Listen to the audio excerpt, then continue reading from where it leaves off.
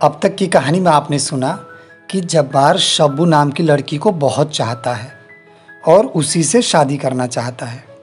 लेकिन उसके माँ बाप उसकी शादी जहुन्ना से कराना चाहते हैं, किंतु जब्बार नहीं मानता है और आखिरकार शब्बू और जब्बार की शादी हो जाती है। अब शब्बू की खूबसूरती और उसका स्वभाव तेज तर्रार और चटक-मटक होने के कारण या अथाह चाहने के कारण जब्बार को घर से बाहर जाकर नौकरी करना बिल्कुल भी ठीक नहीं लगता है। लेकिन आए दिन पिता की बातों से तंग आकर वह परदेश जाने का फैसला कर लेता है। और फिर आइए सुनाते हैं दूसरे भाग की कहानी। और हाँ, पहले भाग की कहानी का लिंक डिस्क्रिप्शन बॉक्स में दिया गया है, वहां से भी इस भाग की कहानी को सुना जा सकता है। 16 मील चलकर जब उसे उषा की अस्पष्ट लाल आभा में पहाड़ी पर अपने गांव की छतें दिखाई दी तो वह ठिठक गया। सहसा गांव की क्रुद्ध पड़ोसियों की लांछना के विचार ने उसके पैरों में बेड़ियां डाल दी। वह एक चट्टान पर बैठ अपने घर के दरवाजे की ओर देखने लगा। उसने सोचा, पानी भरने शब्बू निकलेगी तब वह उसे एक आंख देख सकेगा। बावड़ी पर चलकर बैठूं, शब्बू पानी भरने आएगी तो 2 बातें उससे करके लौट जाऊंगा। शब्बू पानी लेने आई तो 2 सहेलियों के साथ। जब्बार 30 कदम पर एक पत्थर की ओट में बैठा धड़कते हुए दिल से देखता रह गया, पर एक शब्द बोल न सका। बोलता कैसे? वह दोनों पड़ोसी ने बदनाम कर देती।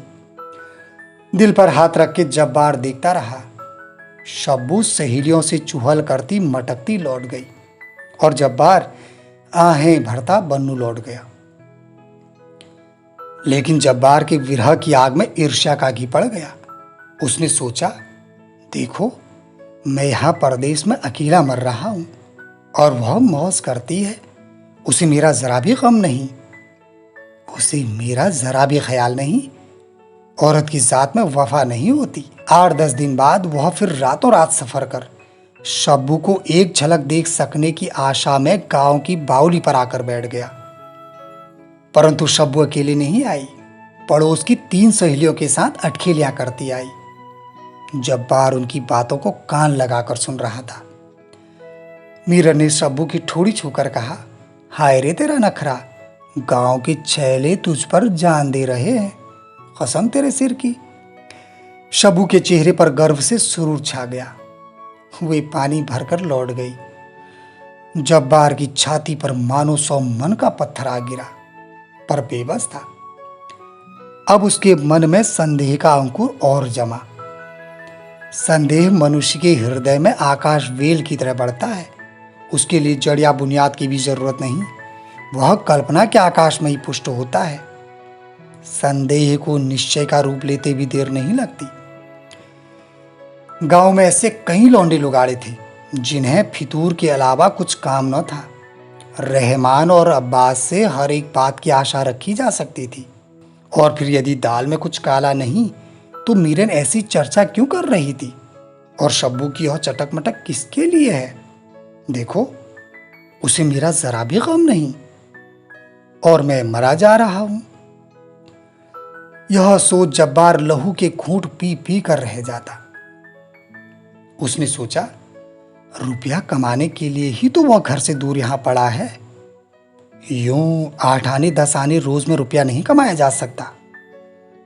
घर लौटने की आग ने उसे बावला कर दिया। एक दिन मौका देख उसने एक हाथ मार ही दिया। किस्मत अच्छी थी, वह पकड़ा भी नहीं गया और 150 रुपए कमाकर 1.5 महीने में घर लौट गया। जब्बार के बाप को हौसला हो गया, बेटा भूखा नहीं मरेगा। जैसे नील का दाग कपड़े को नहीं छोड़ता, वैसे ही जिस मन में संदेह एक बार प्रवेश कर जाता है उसे छोड़ता नहीं। जब्बार ने शब्बू से पूछा, क्यों, जब मैं बन्नू में था तो खूब मजे उड़ते थे? शब्बू भी निरी मजदूरन न थी। चमक कर उसने पूछा, कैसे मजे, किससे मजे उड़ते थे? जब्बार ने कहा, क्यों, गांव में कम आदमी हैं, रहमान है, अब्बास है, खूब बनाव सिंगार से पानी लेने जाना होता था। क्यों? शब्बू ने कहा, मैंने कभी किसी सिर की तरफ आंख उठाकर देखा हो तो मैं मर जाऊं, नहीं मुझ पर झूठा इल्जाम लगाने वाला मर जाए। जब्बार ने तड़प कर पूछा, तो बन कर अपना हुस्न दिखाने नहीं जाती थी? शब्बू ने उत्तर दिया, मैं क्यों जाऊंगी दिखाने किसी को, कोई मरा घूरा करे तो मेरा क्या कसूर। जब्बार ने चुटिया कर पूछा, तो तू यूं बन कर दिखाने को निकलती क्यों है? अपने सौंदर्य के अभिमान में सिर उठाकर शब्बू ने कहा, तो मैं क्या मुंह काला करके निकलूं, मैं जैसी हूं वैसी ही हूं। अब जब्बार बड़ी यत्न से शब्बू की चौकसी करने लगा। वह शब्बू से 100 कदम दूर पर भी आदमी देख पाता तो उसे यही संदेह होता कि वह उससे आंख लड़ा रहा है। कुछ दिन में उसका खाना पीना हराम हो गया। किसी मुसाफिर को गांव से गुजरते देखकर भी उसे यह शंका होती कि संभव है शब्बू के रूप की ख्याति सुनकर ही यह आदमी बहाने से इधर आया है। सारा गांव उसे शब्बू के पीछे पागल दिखाई पड़ने लगा। एक रात जब्बार ने शब्बू से पूछा, आज तू बाहर से लौट रही थी, तब राह में मुस्कुरा क्यों रही थी? उत्तर में शब्बू ने कहा, मैं कहाँ मुस्कुरा रही थी। जब्बार ने कहा, और वे सब आदमी खड़े हुए क्यों देख रहे थे? अपने रूप की महिमा के संकेत से पुलकित होकर शब्बू ने उपेक्षा से उत्तर दिया, मैं क्या जानूं। होंठ काटकर जब्बार ने कहा, बहुत घमंड होगा हुस्न का, नाक काट लूंगा। शब्बू का मन गुदगुदा उठा। उसने कह दिया, 12, 20 और 10 रुपए की नाक है, और मन मन मुस्कुराने लगी। शब्बू सो गई, परंतु जब्बार की आंखों में नींद कहाँ। उसने पुकारा, सुन तो, पर कोई उत्तर नहीं मिला। जब्बार ने सोचा, देखो तो घमंड इसका, मैं बेचैन पड़ा हूं और यह मजे से सो रही है। यह सब घमंड हुस्न का है। इसी हुस्न के पीछे गांव के बदमाश पागल हैं। मेरी क्या आबरू है?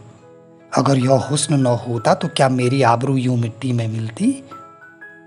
ऐसे हुस्न से क्या फायदा? गंभीर होकर इस समस्या पर विचार कर उसने सोचा, आबरू नहीं तो कुछ नहीं, और यह हुस्न तो सब लोग देखते हैं, मेरा इस पर क्या कब्जा? जब तक यह हुस्न रहेगा तब तक मुझे आबरू और चैन कहाँ मिल सकता है।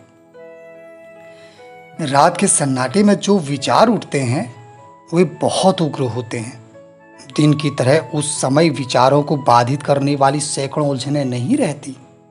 इसलिए भक्त समाधि रात में लगाते हैं, कातिल कत्ल रात में करते हैं, और चोर चोरी भी रात में करते हैं, और विरही भी रात में ही पागल होते हैं।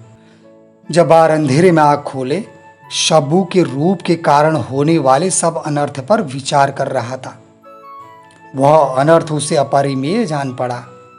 उसे सहन करना बिल्कुल संभव न था।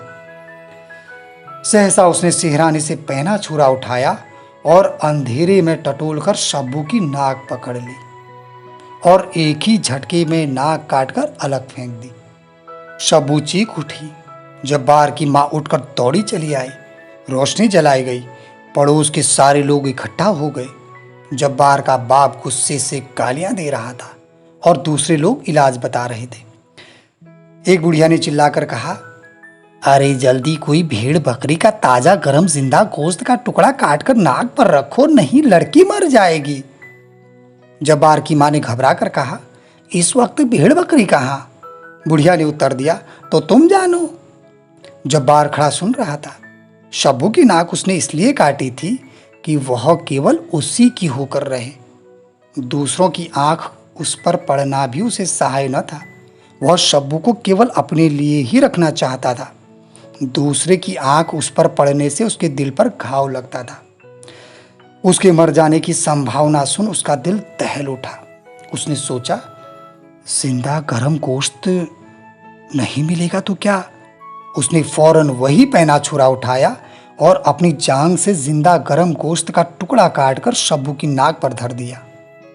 जब्बार की माँ और बाप बिल्कुल पागल हो उठे और दूसरे लोग हैरान रह गए। अब शब्बू चेहरे पर घाव के दर्द के मारे खाट पर पड़ी कहराती रहती और जब्बार जांग में पट्टी बांधे खाट की पटिया पर बैठा शब्बू के चेहरे पर से मक्खियां हाका करता। जख्म के कारण शब्बू का तमाम चेहरा सूज गया। पानी का घूंट तक निगलना उसके लिए दूभर हो गया। 30 पर बुखार। यह हालत देखी तो जब्बार ने उसका इलाज बन्नू के फिरंगी डॉक्टर वाले अस्पताल में कराने का निश्चय किया। स्वयं बड़ी कठिनाई से वह चल पाता था, परंतु एक रात जब सब लोग सो रहे थे, उसने शब्बू को कंधे पर उठा लिया और बगल में लाठी ले वह बन्नू के लिए चल पड़ा। वह कुछ दूर चलता और सुस्ता लेता। कपड़ा भिगोकर पानी की बूंदें शब्बू के मुंह में टपकाता जाता। 5वें दिन वे लोग बन्नू के अस्पताल में पहुंच गए। 20 रोज में शब्बू का जख्म भर पाया और उसकी तबीयत ठिकाने आई। नाक न रहने पर हवा होठों की अपेक्षा नाक के छेद से अधिक निकल जाती है और स्वर बिल्कुल नक्की हो जाता है। उसी स्वर में मिनमिनाकर शब्बू ने कहा, बेब साहब कहती है विलायत से रबड़ की नाक मंगवाई जा सकती है। जब्बार ने घबराकर उत्तर दिया, बस रहने दे, हमें नाक नहीं चाहिए। मुझे तू बिना नाक के ही भली मालूम होती है, मुझे क्या नाक औरों को दिखानी है। शब्बू उदास हो गई। उसने खाना खाने से इनकार कर दिया। जब्बार के लिए बड़ी भयंकर समस्या आ पड़ी।